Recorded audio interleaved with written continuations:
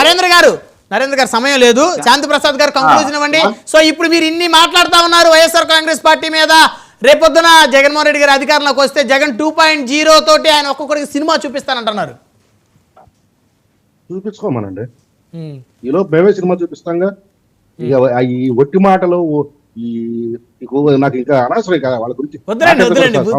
కానీ ఎంత సంస్కారహీనంగా మాట్లాడేవాళ్ళు ఆ పార్టీ తప్పించి ఎవడు ఉన్నాడు. కానీ ఇక ఎందుకంటే మాట్లాడితే గుడ్డలు ఎప్పిస్తున్నాడు. ఏంటో ఈ గుడ్డలు ఎప్పు తీయటం వాళ్ళు చూడటం అనే అలవాటు ఈ మధ్య ఎందుకు వచ్చిందో అర్థం కావదు. ఇక పోతే ఎస్ బెల్ట్ షాపులు మీరు అంటున్నారు కదా, మీ ఛానల్స్ ఉన్నాయి, మీకు ఎక్కడికక్కడ స్థానికంగా మీకు ప్రతినిధులు ఉన్నారు, వాళ్ళని తీసుకొని వెళ్ళమనండి వైసీపీ నాయకుల్ని. ఎస్ ఇక్కడ ఇది ఒక బెల్ట్ షాప్ పెట్టారు, ఎందుకంటే మా ప్రభుత్వం బెల్ట్ షాపులు ఉన్నాయని మీరు చూపిస్తే మీకు ఇంత నజరానా కూడా ఇస్తామని చెప్పి ప్రకటించింది. ఓకే, తీసుకోండి మీరు. సో బెల్ట్ షాపులు రెడ్ హ్యాండెడ్ గా పట్టిస్తే వారికి కాస్త పారితోషికం ఇస్తారైతే. తిరుపతిలో జరిగినట్టుగా నాటకాలు కాదు. ఇక ఆపండి మీరు, మీ టైం వచ్చినప్పుడు మాట్లాడరండి. మీరు మీ ఛానల్స్ వెళ్తే అధికారికంగా ధృవీకరణ చేయండి. లేదు మేము మీ గత ప్రభుత్వం మీద మేము హైకోర్టులకి సుప్రీంకోర్టులకి మీ పాలసీల మీద వెళ్ళాం, మీరు వెళ్ళండి. మీరు న్యాయవాది అట్టాకు ఖాళీగానే పడి ఉంటున్నారు కదా, దిక్కుమాల కేసులు, అరెస్ట్ కేసులు, బెయిల్ కేసులు అంటారు. తిరగండి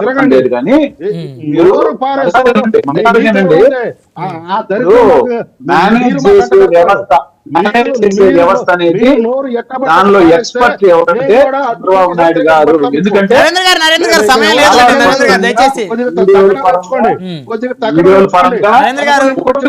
కేసులో దారుణంగా దొరికారండి, అది అందరికీ తెలిసిన విషయమే.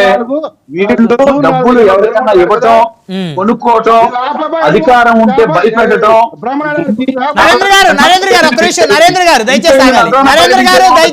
దయచేసి శాంతి ప్రసాద్ గారు కంక్లూజన్ ఇచ్చేయండి. జూన్ 4వ తారీఖున జగన్మోహన్ రెడ్డి గారు ఇది వెన్నుపోటు దినంగా దాన్ని ప్రకటిస్తామంటున్నారు. నేను ఇదే చెప్తున్నా. జూన్ 4 ఇంకా టైం ఉంది మీకు. ఒక నరకాసురుడు, ఒక జగనాసురుడిని ఈ రాష్ట్ర ప్రజలు ఒక్క బటన్తో, కొన్ని వందల బటన్లు నొక్కినాడు, ఒకే ఒక్క బటన్తో నొక్కి పంపించిన ఒక దీపావళి అది. దీపావళి వాళ్ళు ఏదో జనం చేసుకుంటాడు, జనం ఎవడు చేసుకుంటాడు, శవాలు కావాలనుకున్నాడు, జనం కోసం చూసుకుంటాడు. వాళ్ళు శవం కోసం ఎదురు చూసేవాళ్ళు, రాబందులు వాళ్ళ 2019లో కూడా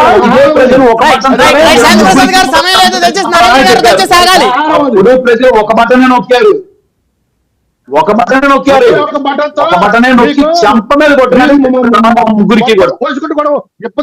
ఏముంది చెప్పండి.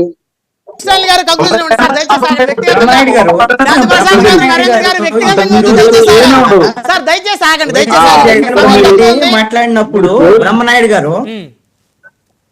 బ్రహ్మనాయుడు గారు చాలా విషయాలు మాట్లాడారు. జగన్మోహన్ రెడ్డి మాట్లాడినప్పుడు వ్యంగ్యంగా మాట్లాడాడు.